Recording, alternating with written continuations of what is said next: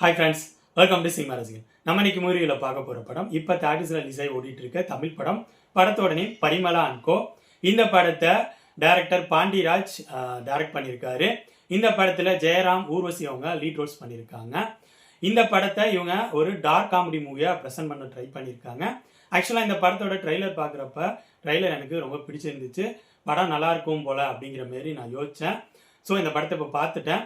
நான் எதிர்பார்த்த லெவலுக்கு இந்த படம் இருந்துச்சா இல்லையா அப்படிங்கிறத பார்க்குறதுக்கு முன்னாடி லைக் பண்ணுங்கள், கமெண்ட் பண்ணுங்கள், ஷேர் பண்ணுங்கள், அப்படியே என்னோட சேனலை சப்ஸ்கிரைப் பண்ணுங்கள்.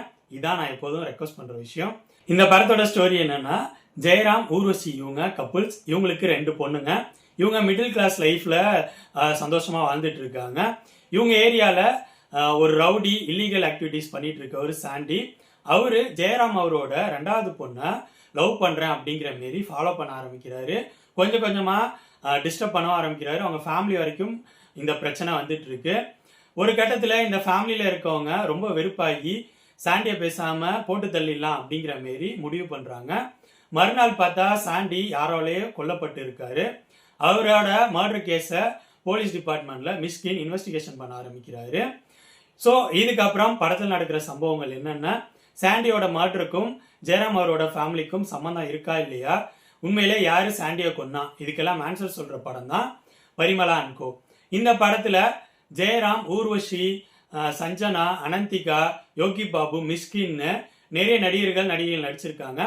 எல்லாரும் இந்த படத்துக்கு என்ன தேவையோ அதை பர்ஃபார்மன்ஸா கொடுத்துருக்காங்க. இந்த படத்தோட டெக்னிக்கல் விஷயங்கள் எனக்கு நல்லா இருக்கிற மாதிரி தான் இருந்துச்சு. இந்த படத்தோட ஸ்டோரி அவுட்லைன் நம்ம ஆல்ரெடி பார்த்து பழகின பழைய ஸ்டோரி அவுட்லைன் தான். பட் அதுக்கேற்ற ஸ்க்ரீன் பிளேயை டைரக்டர் பாண்டிராஜ் பண்ணல அப்படிங்கிற மாரி தான் எனக்கு ஃபீலை உருவாக்குனுச்சு. ட்ரெய்லரில் நமக்குள்ள உருவாக்குன எதிர்பார்ப்பை இந்த படத்தோட ஸ்க்ரீன் பிளேயில் இவங்க ப்ராப்பராக ப்ரெசென்ட் பண்ணவே இல்லை. இந்த படத்தோட பேஸே டார்க் காமெடி அப்படிங்கிற விஷயம் படத்தில் எனக்கு சில இடங்கள் ஒர்க் அவுட் ஆனிச்சு. டோட்டலாக நிறைய இடங்களில் ஒர்க் அவுட் ஆகவே இல்லை. ஸோ காமெடி பேஸ் பண்ண படத்தில் காமெடி ஒர்க் அவுட் ஆகலைன்னா படம் எப்படி இருக்கும்? ரொம்ப ஸ்மாராக தானே இருக்கும். ஸோ அதேமாரி தான் இந்த படம் ஃபர்ஸ்ட் ஹாஃப் செகண்ட் ஹாஃப் ரெண்டுலேயும் போகுது. செகண்ட் ஹாஃப்லலாம் நிறைய சப் ஸ்டோரிஸ் வருது.